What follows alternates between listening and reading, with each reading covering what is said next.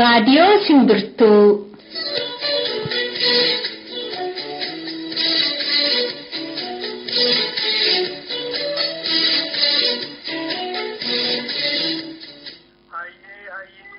Waaqa gurraacha, waaqa bokkuu sibiilaa, waaqa shanangataa, waaqa sagaltaman galmaa, waaqa sargan booranaa, waaqa ciicoo gurraattii, waaqa siiqqaayyoo, barri nagaa ta'u, bariin nagaa ta'u, galgalli nagaa ta'u, ganamni nagaa ta'u, handuula mirgaan haa galu. Dhaggeeffattoota keenyaa kun qophii addaa raadiyoo Simbirtuuti. Sanbata har'aa gaafa caamsaa 12 bara 2018 waraanni bilisummaa Oromoo dhiyaa Oromiyaatiin socho'u keessattuu immoo godinoota lama Qellem Wallaggaa fi Wallaggaa dhiyaa keessa socho'u itti fufinsaan tarkaanfii laallessaa mootummaa Itoophiyaa irratti fudhataa jira waanta jedhamuuf dhuguma immoo sobaa kan jedhuuf jiraattota achi dubbisuudhaaf achitti meenan bilbila nama tokko argachuudhaaf.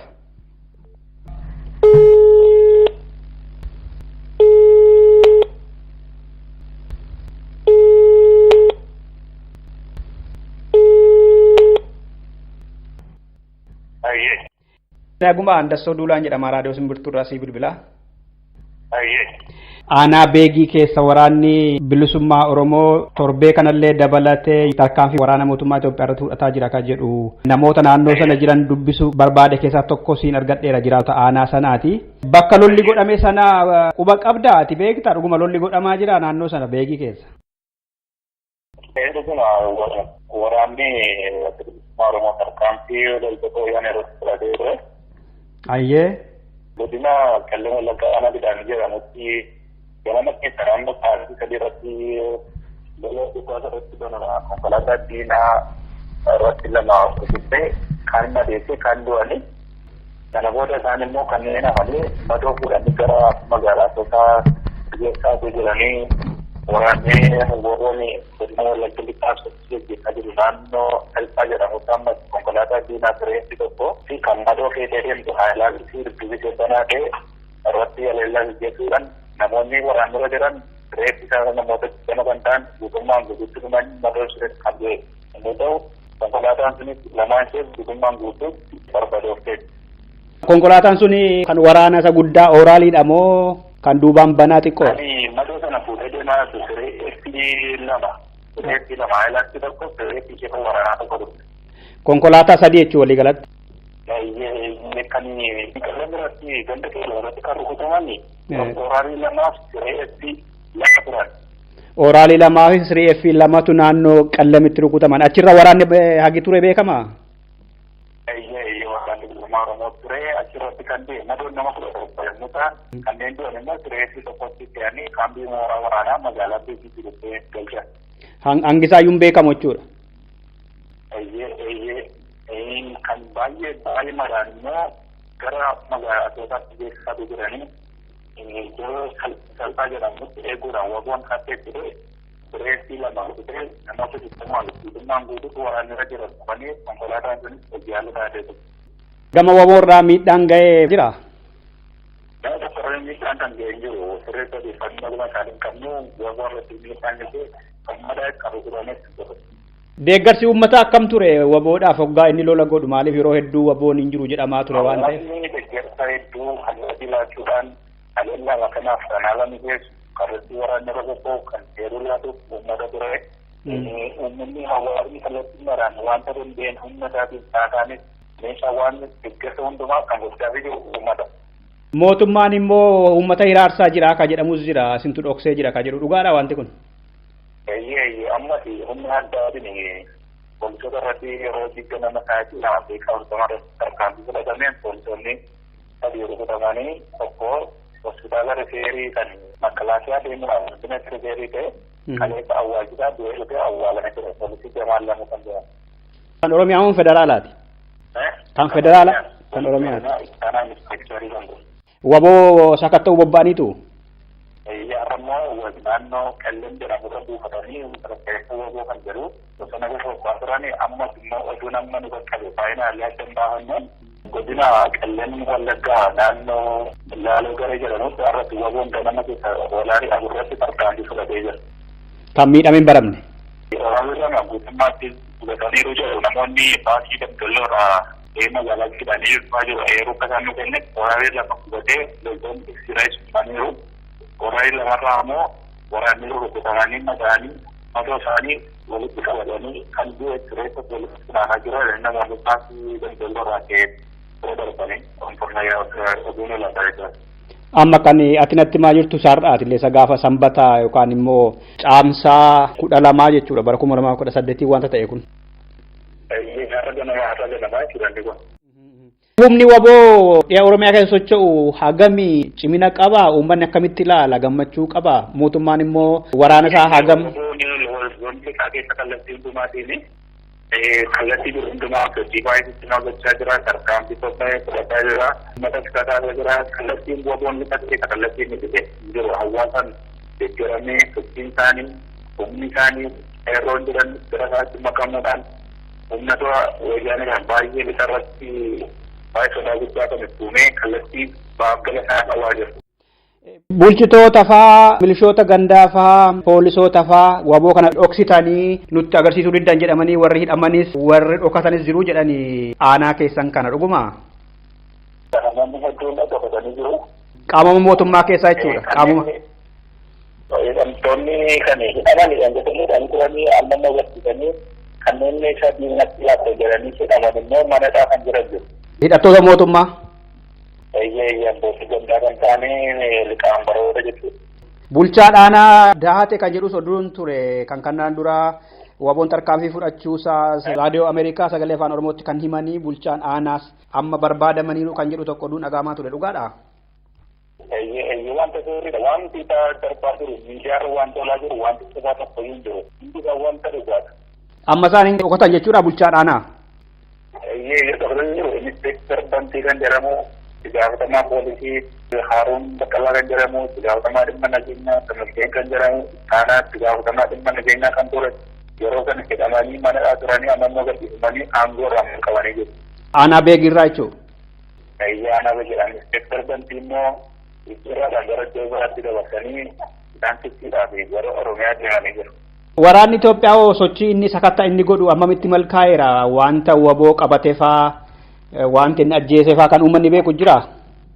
Tokkoyyuu jiru milkaa'uu hin dandeenye sababa uummatii kallattiin agarsiisne yeroo laanneef milkaa'insa dhabanii kallattiin dhumaan baay'ee miidhamaa jiru hawaasaan sodaatu dinqeessa taa'etti kan murukkuutti jedhanii hawaasa beeksisuu barbaada. Dubartootaaf shamarran Oromoo irratti hagamitti roorrisaa jira hammam rakkisaa jira waraanni Itoophiyaa achi qubatee jiru baadiyyaa keessa. Amma hundumtuu sababa sodaa guddaa qabaniif namni yeroo malee socho'u kallattiin malee socho'u amma dubartoota irratti yakki isaan godhanii ammaaf hin jiru. Bolammaa Magarsaa fa'aa haaromsaa Finneerra jedhanii aanaa Beegii Wallagga dhiyaa fi Wallagga Qallamii keessa hagamii gadi bu'ee akka dubbatamu isin gammachiisaa jira? Haaromsi duraan gaggeeffame baay'ee bareedaa ture. Erga labsii yeroo muddamaa labsame immoo inni magaalaa tokko asitti labsii yeroo muddamaa kan hojiirra ooluu qaba jedhanii waraana gaazii daawwachiisuudhaanii magaalaa Beegii bulchiisa keessa naanna'anii seenanii erga buufatanii sochiin uummataa hawaasni rifaatuu keessa jira.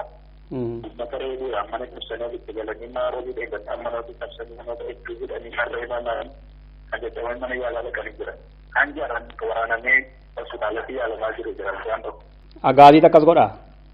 Agaaziitu kan jedhan waraanee roobii dheegataa amma hospitaala Beegiitti yaalamaa jira. Uummanni naannoo keessanii haaromsa dhufe kanatti abdii godhateetu qabsoo laaffisaa jira moo mootummaan kun jijjiiramuu qaba jedhee waboodha deeggaruu irra baay'isee abdii qabattanii yaadda ati?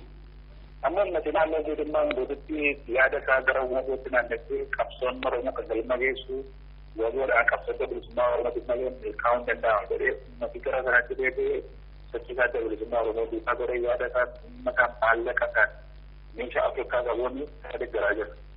Amma immoo qeerroo gandaa fi aanaarraa nama sadii Adaamaatti ergaatii leenjifamanii galu kan jedhu dhaabbanni Dimokiraasii Uummata Oromoo fi mootummaan Oromiyaa nama filatanii erganii leenjiif kennuu jedhan dhuguma qeerrootu filataa jira qeerroon maal naa ta'u jedheetu nama filatee ol erga naannoo keessanii akka hubattanitti. Naannoo keenya irratti namni leenjii filatee leenjii dhufee jiru leenjifannaa. Namni leenjiis deemes hin jiru. Leenjii jiru kan leenjii dhufee jiru. Mee walii galatti dhaamsa yoo qabaatte Ayyadaan namoonni biyyoon alaatti kan keessaa fi deeggarsa waboo gochuu qaban maallaqaan illee maqaanis illee meeshaa waraanaatii illee deeggarsa barbaachisu godhamee bukkee dhaabbatame qabsuma Oromootiin oduun tureen akkasitti nagalma goonatti mul'ata. Sochii waboon gaggeessaa jiru biyya duwwaatiin ta'in kallattii adda addaatiin haleellaatiin irratti boonfamee jira. Diinaaf oduun saaxilameen fiixitii qabachuudhaan deeggarsa maallaqa barbaachisu bira dhaabachuun meeshaa waraanaa deeggaruudhaan oduu godhamee maqtoota kanneen Oromoo ta'anii ala jiraatan kan biyya keessa jiran dhaamsa gurguddaa inni dabarsu waboonni kan beeku meeshaa waraanaa maallaqa barbaachisaa kanneen akka qorichaalee barbaachisaa ogeessan barbaachisaa waan ta'eef kallattii maraan manni dhaabbatee kan tokko dabalatatti barbaada. Dhaggeeffattoota keenya tarkaanfii waboon fudhataa jiru irratti hundoofnee jiraataa naannoo waraanni bilisummaa Oromoo tarkaanfii fudhataa jira jedhamee kan dubbisne kanuma fakkaata. Waan caqasaniif horaa bulaa anda sudulaati.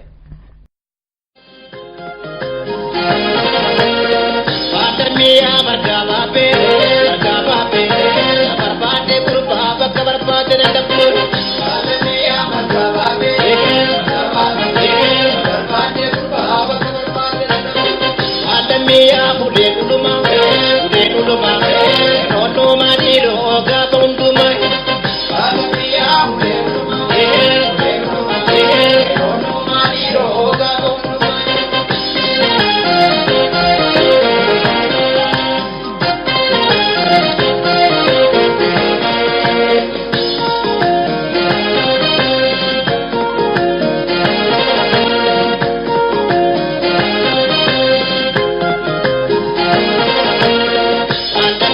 Jika mana kotu, umandi samane, ada kafir pun, umem pada mana, antike jikera, anak cerah cini, oboga kalon, ada wabah cini, ada bapi, berbade diri, obak berbade nak pun.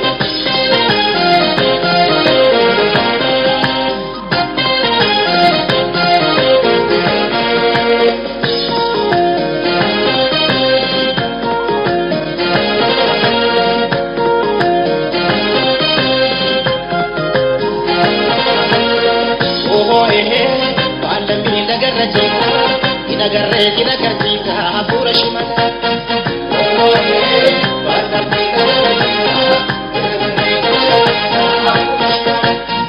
Oh wala me lagar rajina. Kita kerja pura shimala. Oh wala me oh jangan putus. Arun lagi suami. Jite putus.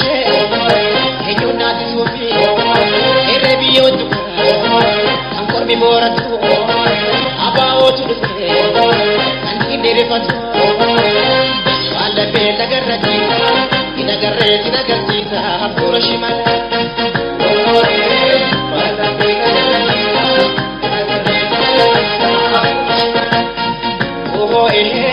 wala be lagar rajita ina garreta pura shimala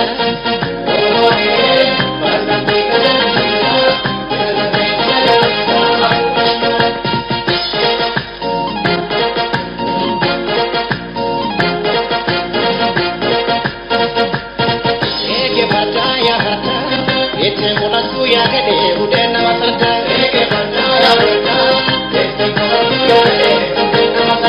eke percaya harta ete mulatu ya gede udah nama serta eke percaya eke harta ijab pada mana itu sabadare godini cidu obo kakasare imba kaseban imba kasewaya